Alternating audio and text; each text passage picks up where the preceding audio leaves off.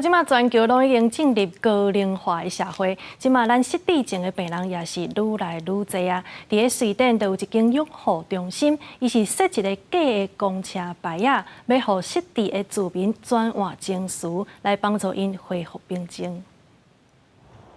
加利斯德哥尔摩西南方的南泰利耶市一间养护中心会发现这个走道真无平常，表示979路线的公车站牌挂悬悬。养护中心解释，这是专门为因来失智者设计的公车站。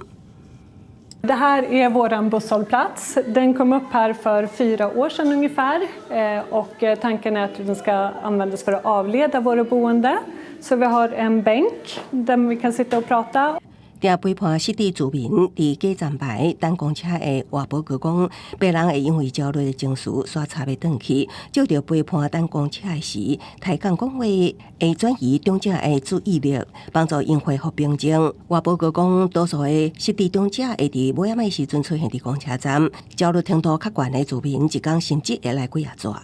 Man packar ofta sina resväskor. Och då blir det här automatiskt ett bra redskap för oss att kunna avleda och kunna sätta sig och prata om resor, vart man har arbetat någonstans, vad man ska äta till middag ikväll.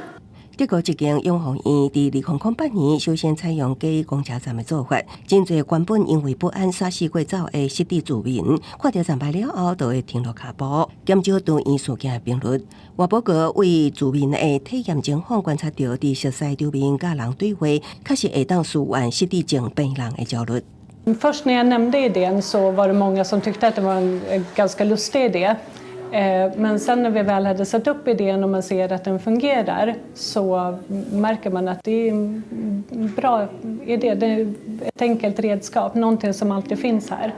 荷兰养护机构也运用同款的做法，帮助失智长者为熟悉记忆稳定情绪。荷兰阿兹海默学会甲国家铁路局合作的怀古旅游车厢，伫壁面放的火车桶装大银幕，播放实景的走马影片，营造坐火车旅行的体验。